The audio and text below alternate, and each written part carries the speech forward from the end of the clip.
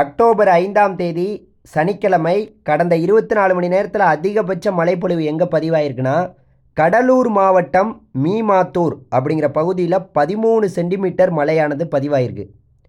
இது மட்டும் இல்லாமல் நம்மளுடைய ஆவுடையார் கோயில் புதுக்கோட்டை மாவட்டம் ஆவுடையார் கோயிலில் 12 சென்டிமீட்டர் மழையும், புதுச்சேரி மாநிலத்தின் திருக்கனூர் அப்படிங்கிற பகுதியில் 12 சென்டிமீட்டர் மழையும், ராமநாதபுரம் மாவட்டம் தங்கச்சிமடம் அப்படிங்கிற பகுதியில் 12 சென்டிமீட்டர் மழையும், கள்ளக்குறிச்சி மாவட்டம் சூளான்குறிச்சி அப்படிங்கிற பகுதியில் 11 சென்டிமீட்டர் மழையும், நாமக்கல் மாவட்டம் சேந்தமங்கலம் அப்படிங்கிற பகுதியில் 10 சென்டிமீட்டர் மழையும், கள்ளக்குறிச்சி மாவட்டம் கலையநல்லூர் அப்படிங்கிற பகுதியில் 9 சென்டிமீட்டர் மழையும், கிருஷ்ணகிரி மாவட்டம் ஜாம்புக்கட்டுப்பட்டி அப்படிங்கிற பகுதியில் 9 சென்டிமீட்டர் மழையும், கிருஷ்ணகிரி மாவட்டம் பொச்சம்பள்ளி அப்படிங்கிற பகுதியில் 9 சென்டிமீட்டர் மழையும், அரியலூர் மாவட்டம் ஜெயங்கொண்டம் 9 சென்டிமீட்டர் மழையும், இது போன்ற பல பகுதிகளில் 8 சென்டிமீட்டர் 7 சென்டிமீட்டருக்கு மேலே மழை பதிவாயிருக்கு. குறிப்பாக புதுக்கோட்டை மாவட்டத்தின் பல்வேறு பகுதிகள், தஞ்சாவூர் மாவட்டத்தின் ஒரு சில பகுதிகள், குறிப்பாக கள்ளக்குறிச்சி இந்த மாவட்டங்கள்லாம் அதீத கனமழையானது கடந்த 24 மணி நேரத்தில் பதிவாயிருக்குங்கிற செய்தியை உங்கள்கிட்ட நான் சொல்லிக்கிறேன்.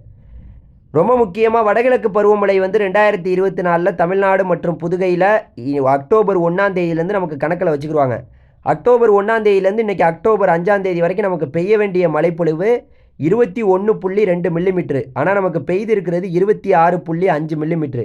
இது இயல்பை விட 25% தமிழகத்தில் வடகிழக்கு பருவமழை ஆரம்பித்து, அதாவது நம்ம கணக்கில் எடுத்துக்கிற 5 நாளில் 25% கூடுதலாக பெய்திருக்கு.